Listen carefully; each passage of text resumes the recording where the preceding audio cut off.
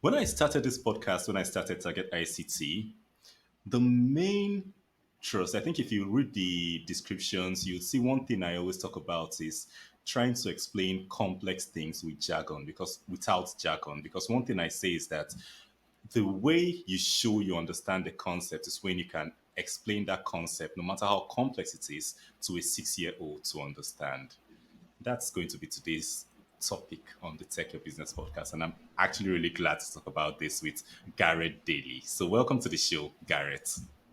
Thank you, Peter. Thank you for having me. Thank you. So, now, why do you think clear messaging is important for businesses, especially now that we are all online? Yeah,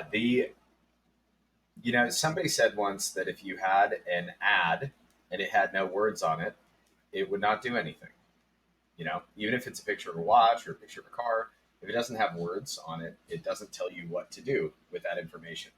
And as a result, all of the sales that you're doing comes from the words that you use. And when those words are simple, you sell more. People know what you do. Okay, so now when people use these words, you talk about try to use words to communicate what they sell, what they do, services they offer, and things like that. Dealing with different clients, what has been the biggest mistake you see them make doing this? Yeah, we have a list of what we call the fallacies that are things that everyone does in a certain role. Um, so the first one that we see all the time, we call the engineer's fallacy, is if I explain how it works enough, people will buy it, and that is exactly the opposite of how sales work. So what you see is technical founders, engineers, developers, people like that, they're the kind of people who want to understand how a thing works. And so I like to draw the distinction in us. The difference between educating someone and selling someone is that when you're educating someone, you actually can tell people how it works. If I go to a college seminar about car engines, I'm going to learn how a car engine works. But if I'm going to a dealership to buy a car, if somebody asks me, oh, well, how does it work? You say, oh, well, it goes really fast when you push the pedal down. It's really fun to drive. And so that distinction is really what we want to do. Our natural inclination is to try and explain it. What really you need to explain is how does it work for me, right? The user, the customer. And that's something that I think everyone automatically thinks, oh, I'll just tell you about all the bits and bells and whistles and all that. It doesn't matter. Don't focus on features, focus on the benefits.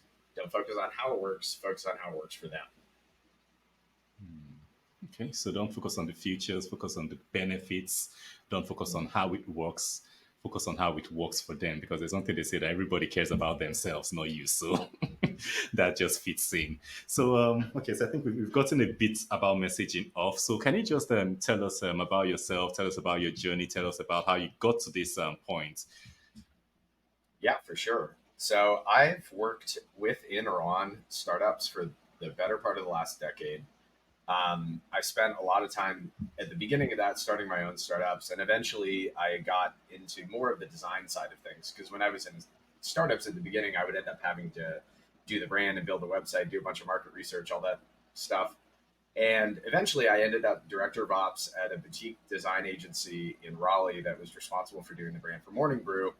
I worked there for a year and a half. By the end of that, I was running all the teams, hiring, training, managing the clients, basically doing everything. So I figured like, oh, I probably could do this myself.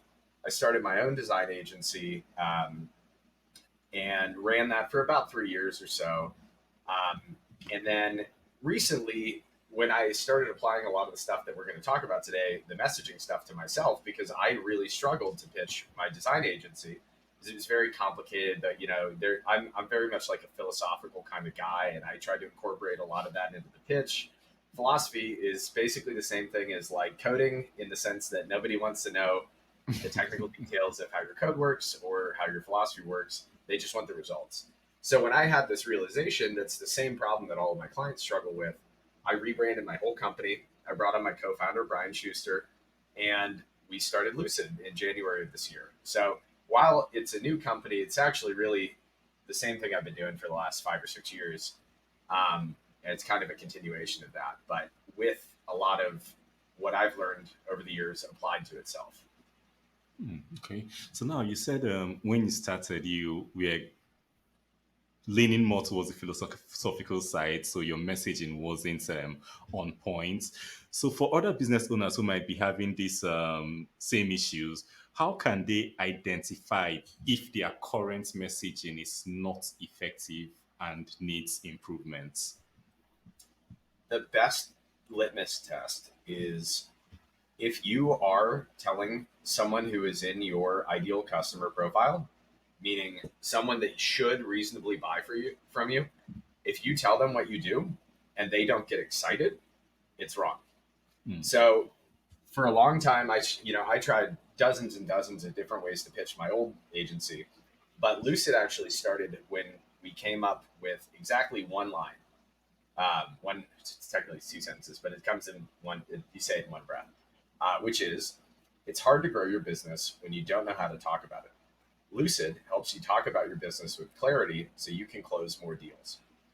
That line, when I say that line to someone who is currently struggling with their messaging, their eyes light up. And that, just having that, increased the number of leads that I got when I went to in-person networking events by 6 times. Right? I would, it used to be maybe I'd get one a month. I'd go to tons of events. I go out maybe once a week to 5 times a week, depending on the month. And it turned out that now every time I go out, I get a lead, because I say that, people love it. So yeah, if you tell someone that should be a buyer from you what you do, and they are not immediately interested to know more, you are not conveying what you do correctly. Okay. So now let's talk about the what I talked about at the beginning, which is simplifying complex ideas, and which you've talked about too, where they talk about the engineer's fallacy and stuff like that. So many of our listeners have businesses working very technical fields. And so now, how would you say they can explain these complex products? How would you say they can explain these complex services they offer simply? Yeah. So our specialty at Lucid is very, very technical businesses. So, for example, I I'm going to give you a real, like, a solid case study for Okay, this one. So it might perfect. be a little longer, but this will kind of make the point.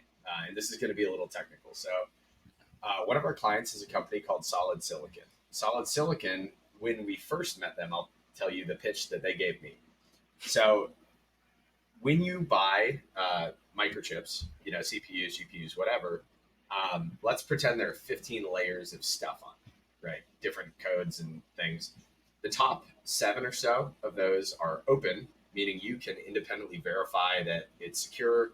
And the bottom seven or so are secured by private keys that are given to you by the manufacturer. So AMD or Intel or ARM or whoever. The problem is that if someone were able to hack those keys, your chips are completely vulnerable, right? Mhm. And this is literally every single piece of software, or every piece of hardware that you own has these problems. They all have this problem. But the reason that this problem exists is because during, like, when Napster was getting sued, the chip manufacturers made a deal with Hollywood to install digital rights management at the bottom level of all the chips. And so they had to not let that be open source, or else people could hack digital rights management and then there's no copyright, right? So Solid makes chips that are open source all the way down to the bottom of the silicon, which means that you can independently verify that your chips are secure. That was their first pitch. That's a really technical pitch, right? You have to understand, like, DRM software, you have to understand, like, signing keys and all this stuff. And it's really cool. What they do is amazing, but it's amazing to a technical person where you, like, I know a little bit about how that works, and I'm like, oh wow, that's super cool. It's the safest chips in the world. However, selling security is actually not a really easy sale. If you have ever had someone try and sell you a home security system, their job is to scare you into buying it, because you probably, if you've never had your house broken into, aren't really thinking about security every minute of every day.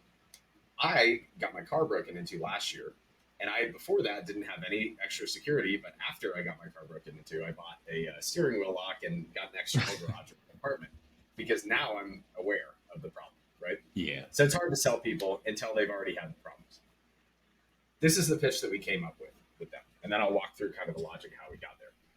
So it turns out, when we were in the first month or so of onboarding this client, we're like talking to them and learning about all the chips and stuff like that.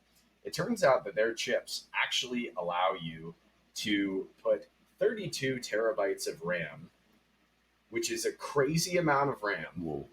onto a single server blade, right? So if you were building a data center, right now, if you bought the CPUs from ARM or Intel or AMD or whoever, the most RAM that you can get on them is 4 terabytes. When you're running AI or doing like hyperscaler stuff like Google and Azure and all these people are doing where they're building huge data centers, Yeah. if I am running a program in the memory, then it goes as fast as it can ever go, right? But when that program has to go from server A to server B over the network, it slows down 10, 1,000, 10,000 times because of the latency introduced by the cables. You have to send signals back and forth, and Yeah. it slows down.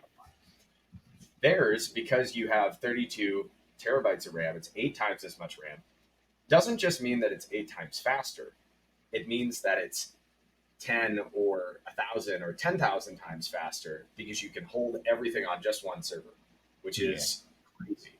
So this which I think is the most one of the most impressive things I've ever heard, that this little company built something that even the biggest tech companies can't do.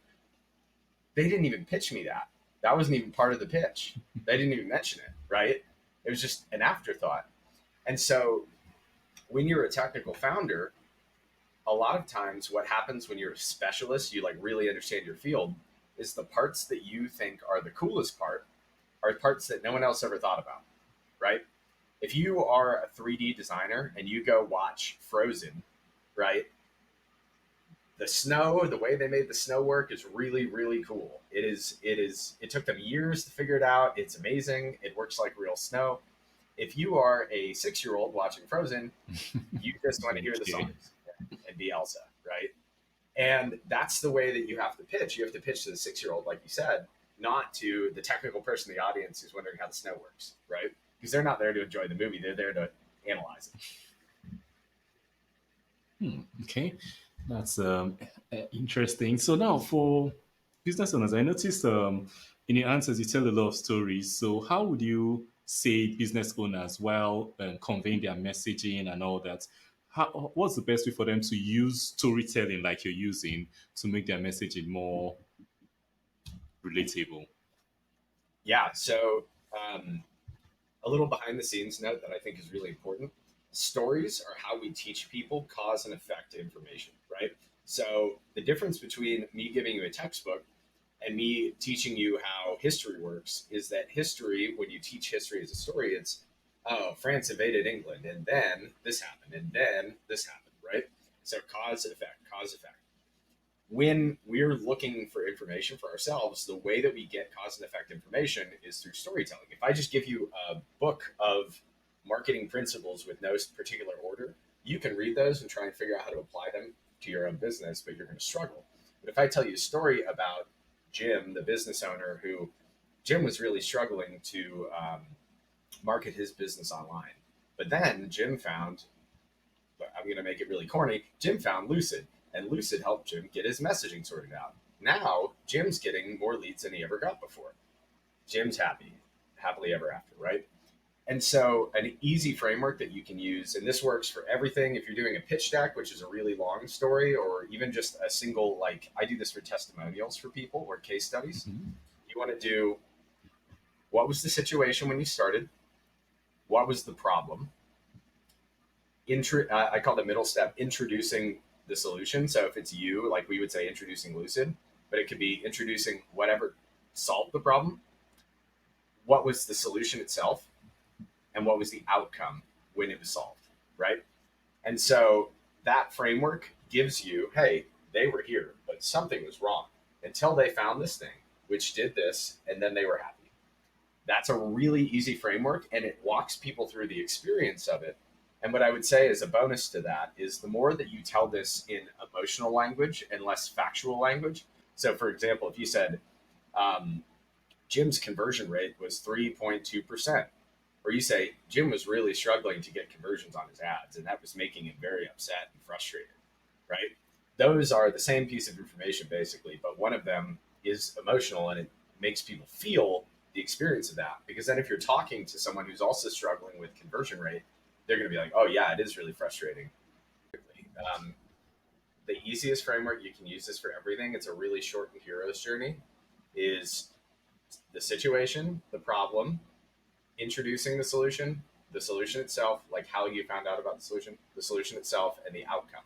So Jim was really, Jim was trying to grow his business, but he was really struggling to increase his conversion rate on ads until he found Lucid.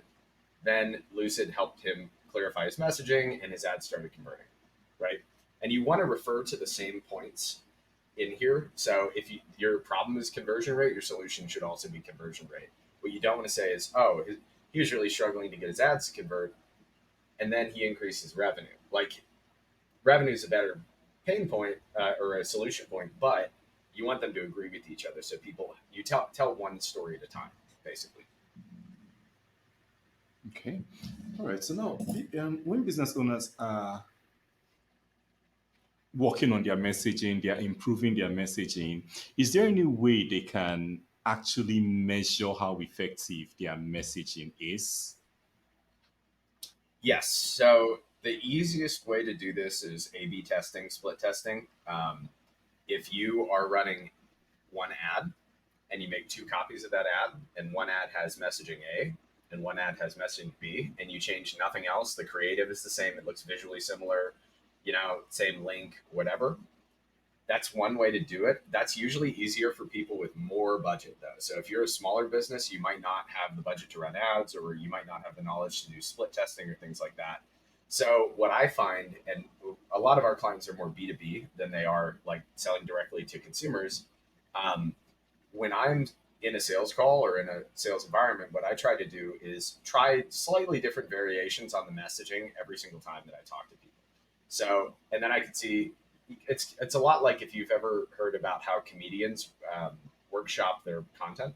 So, like, let's say Joe Rogan is going to do a comedy show in 2 years. Joe Rogan will go do a bunch of little shows and try out new pieces of material, and then he'll tweak them, and then at the end of 2 years, he's got it totally refined. He says the same jokes the way he's been saying it, and then it kills because he tested everything. And I think that's a similar approach you should take to sales: is always be testing new pieces of material and see what works. But once something works, never change it. You use what works until it stops working. That's the most important thing. Just when you have something that works, keep doing it. If your ad works, run it until it stops working. There's no, and this is something, especially if you're a business owner, you may try and hire a design agency or marketing agency or somebody, and they'll come in, and what everyone loves to do if they're a designer or marketing agency is to rebrand. Don't do it. Unless you are suffering, unless your numbers are going consistently down, which means it's not working. If your numbers are the same or going up, keep things that work. It's hard to find things that work. Just keep them. If it's not broke, don't change it. Exactly. Okay, so now talking about technology, over the years we've been working on clients and client messaging. How have you seen technology change the way businesses need to communicate their message? So this is a unpopular opinion, but I think the fundamentals of communication are universal. They have not changed. Talking to someone in 1600, other than the language you would use and the stuff you would talk about, the human psychology is basically the same.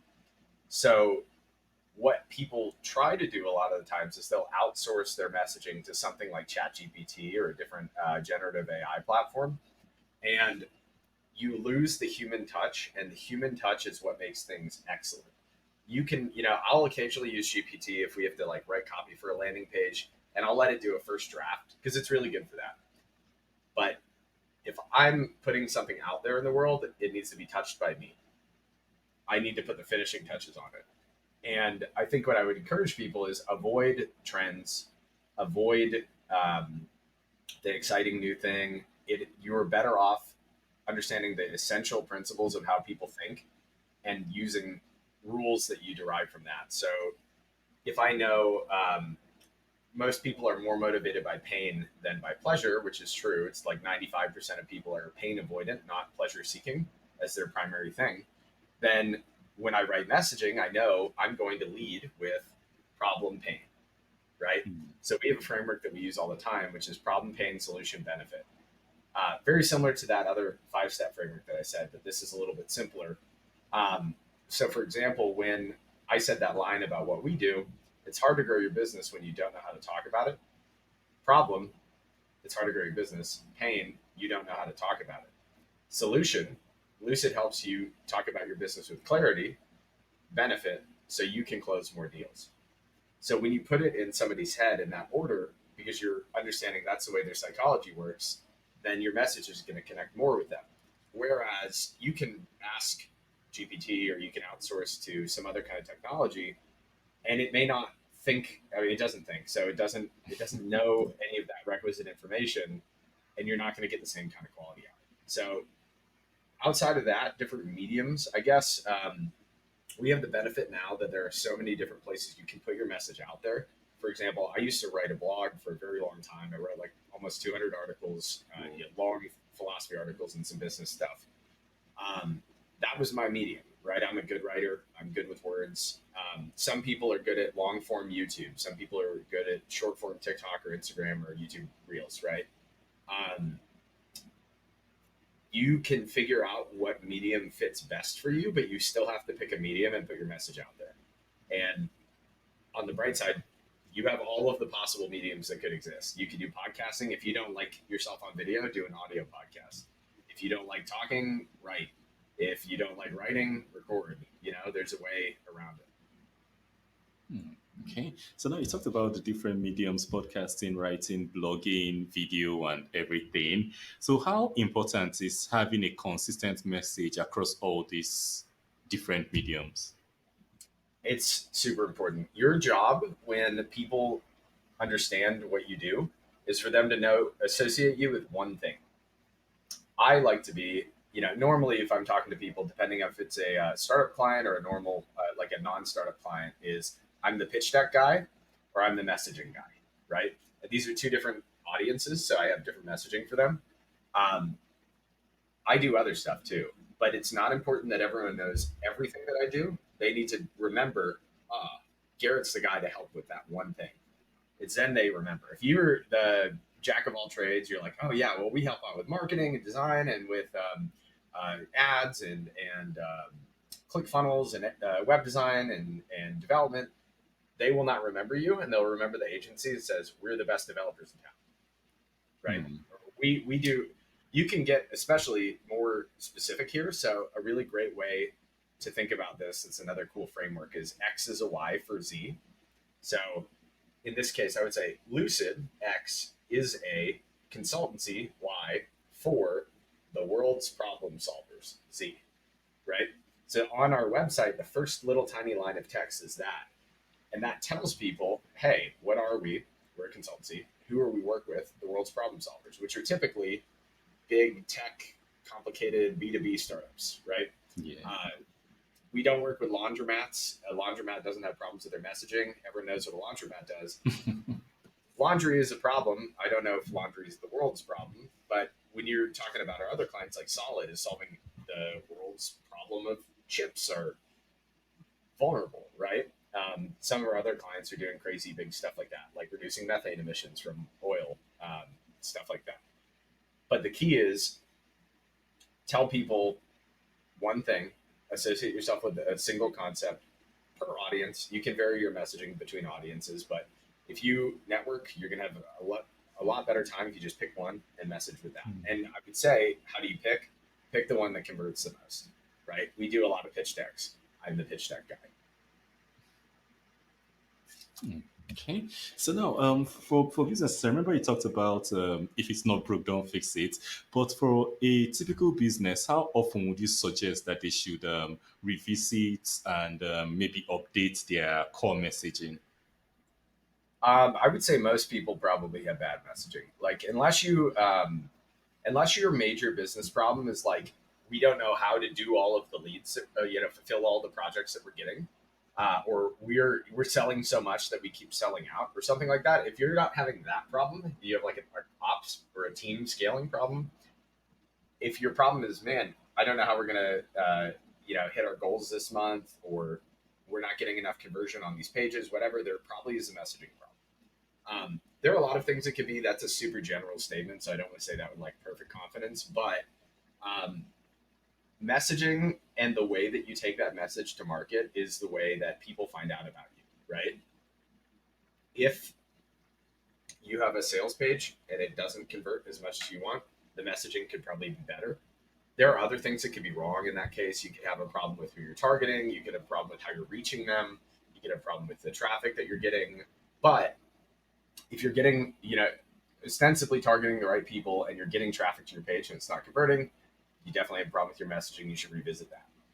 Um, and this applies to other stuff too. If you do cold outreach, we do a lot of cold outreach on LinkedIn, and I can't tell you 95% of the cold outreach that I've received in my life is terrible messaging. It just gets delete, delete, delete, block, report, whatever. Um, that's easily fixed. If you ever got a message that you responded to, somebody was good at messaging, right? Most people get a bunch that they ignore because they're so bad. So if that's any indicator, almost everybody's messaging could use a lot of work.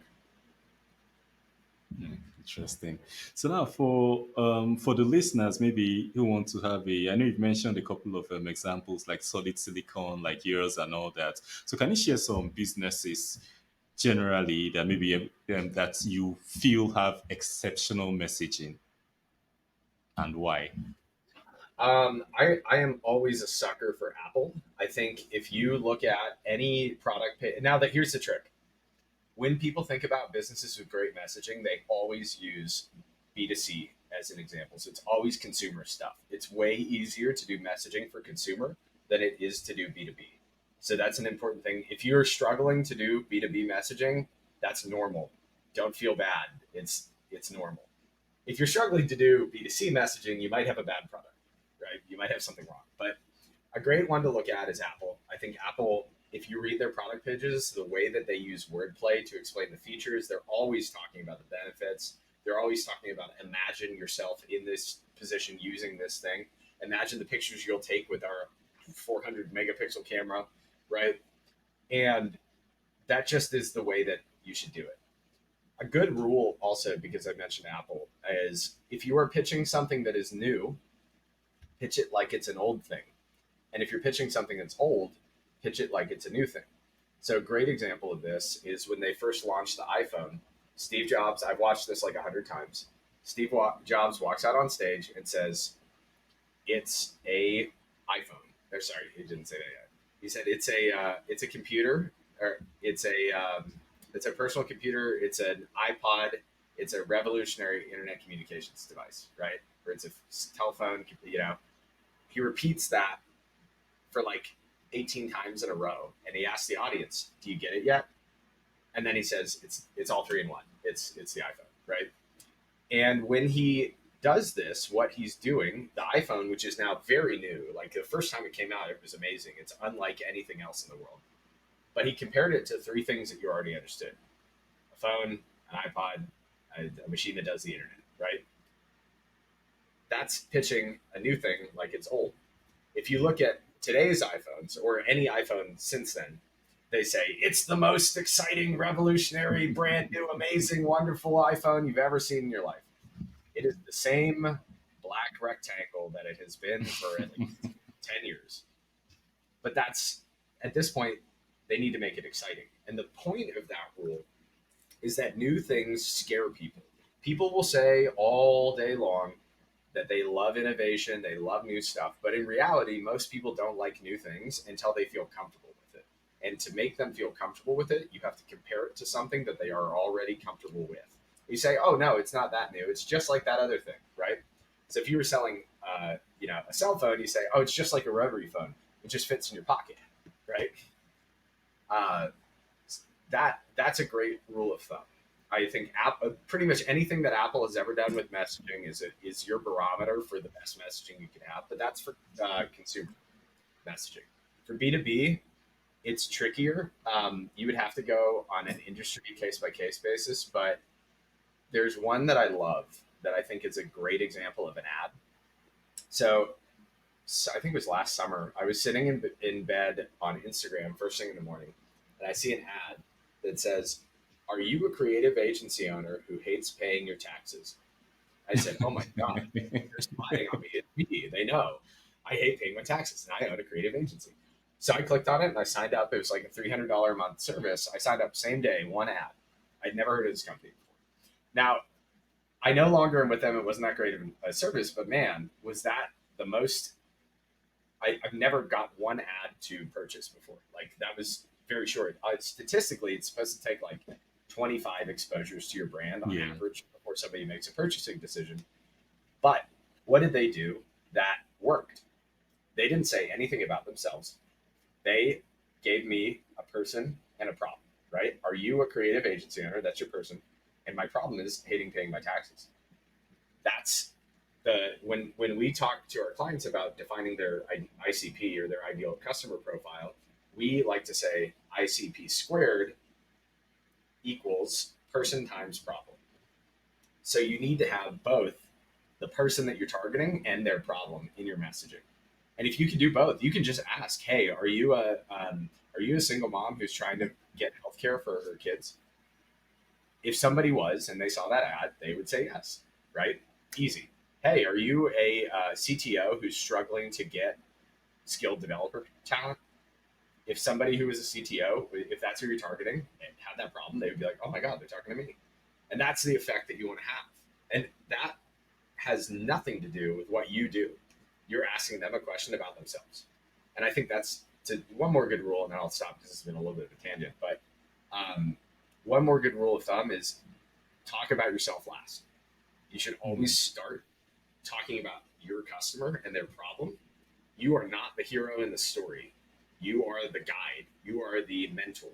You are there to help them achieve their goals. It's not about you. And that's the most, I think, universal mistake that everyone makes all the time.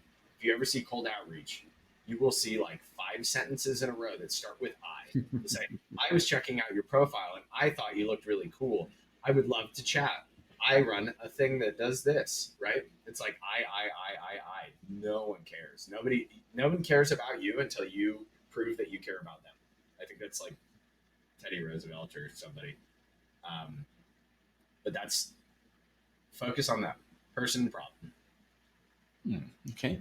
So now you mentioned pitch deck a couple of times, and the pitch deck is one way that businesses use in sharing their messaging, presenting themselves. So when you look at a pitch deck, what would you say are the qualities of an amazing pitch deck? Pitch decks are a little trickier because when you're a sales deck is, obviously I'm using this to sell a customer. A pitch deck, you have to do two things at once, which is you have to sell to the venture capitalist or the angel that you're trying to get money from as an investment, but you also have to communicate how you're doing the sales too, right? What makes a pitch deck really good is when you start, you explain that there has been a big change in the world, right? A great example is we're on the verge of the AI revolution, or maybe we're in the middle of it, right? 10 years ago, AI was, we didn't have LLMs, we didn't have generative AI, right? And 10 years from now, the world's going to be very, very different. What I'm doing here is I'm setting up a statement for them to agree with. So if they agree with me, we've already gotten a yes, right? Hmm. But we're framing the world in such a way that there is a big change, right? That big change creates an opportunity. So when things change, some people are better off and some people are worse off. So from that change in the world, we now have a good future and a bad future. People who adapt to this change, who are winners, will get the good future. people who don't adapt to this change, who are losers, will get the bad future. So what you're doing here is then we've agreed that the world is different, and we kind of understand that there are stakes. There's yeah, high stakes, and it's going to be a big deal. But now I've given you an identity to run towards and an identity to run away from, which is you want to be a winner. You want to master AI. You don't want to be the person that waits and waits and waits and then gets your job automated away, right? Good identity, good outcome, bad identity, bad outcome. When you've done all of this, you've set the stage for your product or service to solve the problem that you both agree is already happening.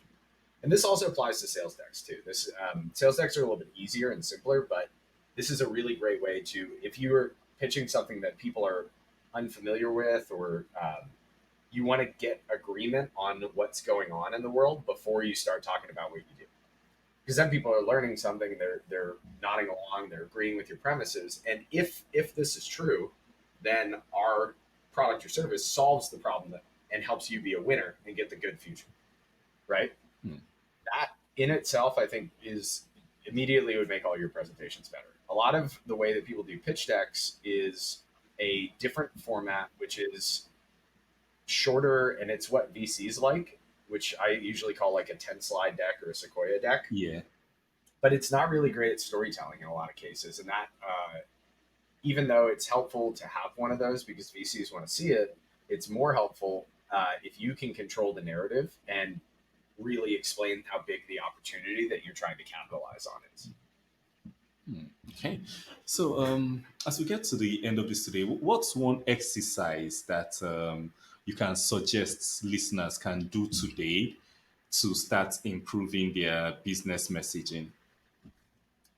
Yeah, the most important part of messaging is really, really, really understanding your ideal customer profile. It does not matter how good your messaging is if it's targeted to the wrong person. So, what you can do is sit down. Actually, a really easy, this is the perfect thing to do. Everyone should do this at least once a quarter. But this is more helpful if you're B2B. If you're B2C, you can do this differently, but you might not have as much data. But if you're somebody that's selling business to business, um, make a spreadsheet, write all of your clients or customers in that spreadsheet, and then go row by row or column by column and say, how big was the account? How long did the account last? How much did I like this client? Where did I get the lead from? What services did we provide? What was their job title? What size company are they? How many employees do they have? Every single piece of data that you can think of, put it into a spreadsheet. And then when you get done, start sorting the spreadsheet by the different columns. And it turns out when you do this that probably 80% of your revenue comes from 20% of your clients. If you've never done this before, if you're somebody that has like a CFO and you're doing metrics, you probably know this already. But if you're a smaller business, this is something you probably haven't done. I did this, and I think, doubled or tripled my revenue when we did this, because we realized that 20% of our clients were responsible for 80% of our revenue. So I could have done 1/5 as much work and made almost as much money. And so then we changed our targeting to that new group, which happened to be technical B2B seed to Series A stage startups, right? Mhm. That group can afford to pay our rates. They have the problems that we know how to solve. And it's easy to message to them because we know really specifically who they are. And I would say your messaging is going to be completely wasted if you do not get clear on who you're talking to first and what their problems are. Okay. So now, I think one more question before we get to the end. In running Lucid Consulting, what's your favorite piece of technology that you can do without? I love Figma. I Ooh. have a design background, obviously, and I remember when I was a kid trying to use some like old version of Adobe Illustrator, and it's such a pain. It's very difficult. And then Figma comes out, and it's free, or it's at least mostly free. There's an enterprise plan, but and it's you don't have to save files on your computer. It's all saved in the cloud, and you can have multiple people in it. So when I do design work for clients, or if we're working on a deck, we're working on other brand stuff, they can access it in Figma. I don't have to create a Google Drive thing and export all the stuff. It's super easy. So I love Figma. If you are not a talented designer, use Canva. Canva is better if you don't know what you're doing. Figma is a lot harder, but it's if you are a designer, Figma is much easier than every other design tool. Um, it's awesome. Amazing. All right. So I think I've really enjoyed this episode. I've actually learned a lot of things. I'm sure you saw me taking notes as we're talking. So for listeners who are taking notes too, who want this conversation to continue and would like to continue conversation with you, maybe they would like to work with you on improving their messaging or probably just connect with you. What's the best way they can reach you? Yeah, the easiest thing, if you want to reach out to me directly, you can either email me at Garrett, Garrett, at lucidconsult.ing. Or if you want to book a meeting directly, you can go to lucidconsult.ing/G, just slash the letter G. That's my calendar. You can feel free to grab some time. I'm more than happy to talk to you about any of your stuff. As a guy who does pitches, I am not salesy. I got into pitching because I actually really hate sales. Um, so I will not attempt to sell you stuff unless you want to buy stuff. So you can figure those out. All right. So lucidconsult.ing/G and Yep. Garrett at lucidconsult.ing. So those will be on the screen. Those will be in the show notes once this episode goes live. So thank you so much, Garrett, for coming on. And thank you for having me. This has been really fun. Thank you. So for the listeners, did you get any value from this? I know this is like the pillar, the main focus of this podcast, messaging, getting your messaging right and not complex. If you learned one or two things, the frameworks Garrett shared, the examples he shared, if you learned something from anything in this episode, and you know anyone else who has issues, who is struggling with messaging, share this episode with them so they can learn something new too.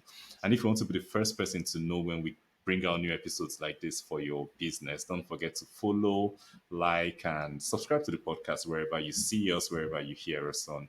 We have over 100 episodes, so you can listen to more than two a day, and you won't be done till we're out with the next episode next week. So thank you for listening. Thank you, Garrett, for coming on. And don't forget to keep taking your business. Bye for now.